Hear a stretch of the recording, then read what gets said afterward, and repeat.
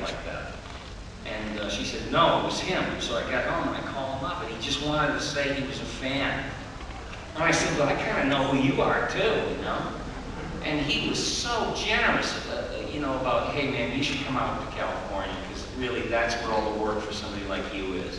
And I said, he's been following my career. Well, you know, most actors are scared of their own shadow. They're so fear-driven, you know, it's like, I don't want to tell that guy anything, he'll steal my job.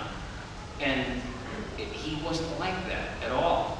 And plus, none of us knew he was going to be murdered. That's why Fry's name is Philip, you know, for Phil Hartman. And Zap, obviously, was going to be something he would do. So we talked about a couple of things we had in common, our love of big, dumb announcers from the old days. You can tell because he does all these pompous, you know, got that perfect buttered toast hair and that game show head. I said, that's the darndest thing, is these guys ruled the world in their day. And now it's a parody. He goes, they use it as a sales tool because about 20 years ago, the generation that was coming up was the generation that was not going to be sold to. Because they assumed that they saw anyone talking to you or heard someone talking to you on the radio that they were lying to you. That's the way they began to feel. So that's why these cartoons all, commercials all started with, you know, the guy, hey, you know, starts up a conversation like your cellmate or something. You know, there's an easy announcement. Hey, it doesn't get all over the place.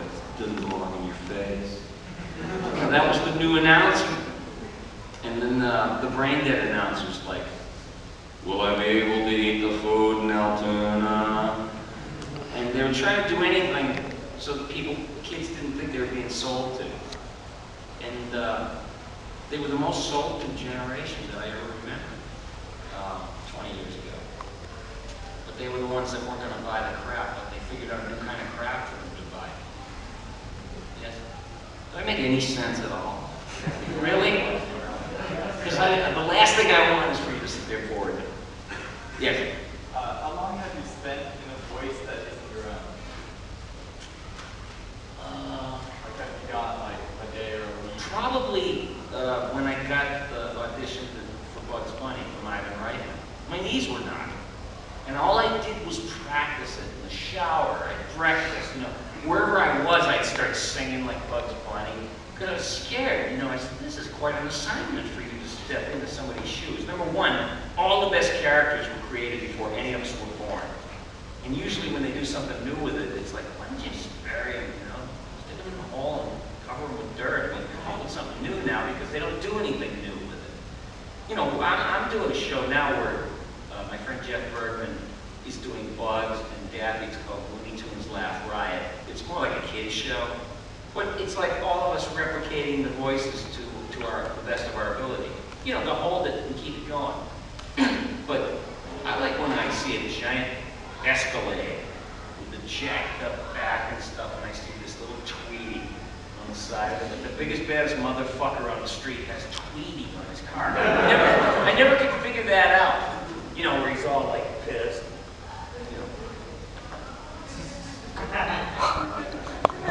I'm a little asshole. Maybe that's what it is. Yes. But I think it was maybe like Popeye. I did it for Fox. This DVD ran on television called Quest for Pappy. And it was Popeye, and I spent like 2 whole days non-stop doing this voice that sounded like a chainsaw. And it was killing me. Now, I'm not afraid to admit that I was beat up, and I could barely talk after that. And that's rare, because I learned how to just scream and yell without losing my voice on Ren and Stimpy. Because after I started that stuff, I'd go home and I'd call my wife and I'd say, I'm not going to be able to do this. And he said, I'm screaming all day long. And so I had to somehow psychologically find a place in my head to go like, this ain't going to hurt you, shut up, don't worry about it, your instrument will not fail you if you have enough confidence. And, you know, it's stuff like that that carries you through when you're in doubt. Hey, man, will you button me? You shut up, you fool! That's what I dare you!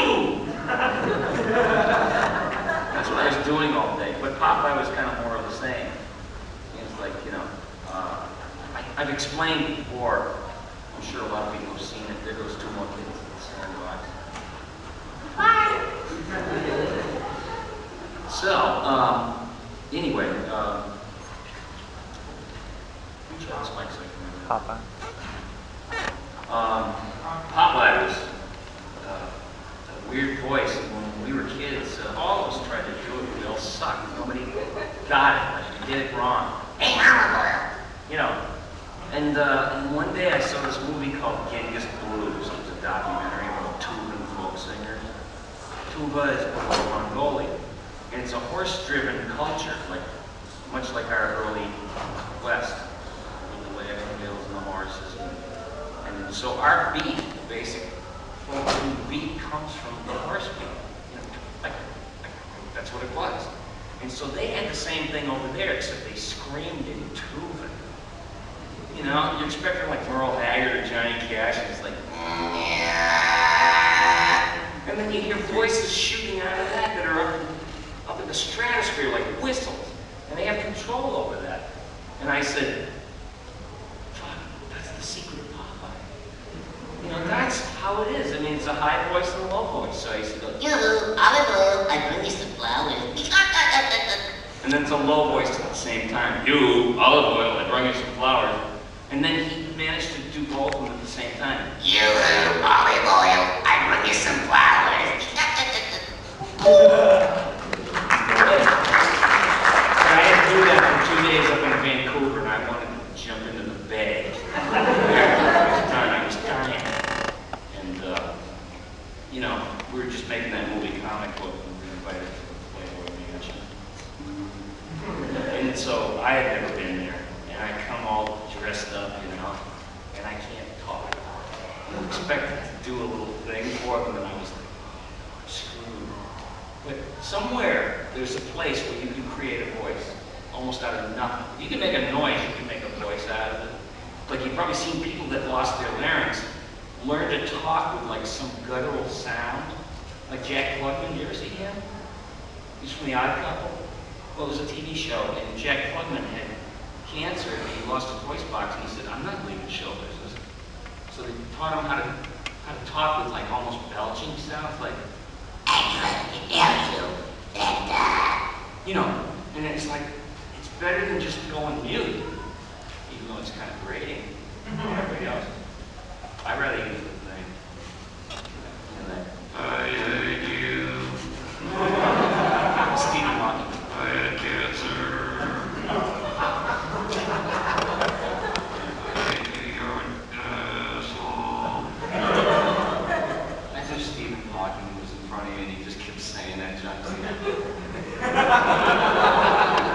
I met him, and I said, hey, I do like an impression of you.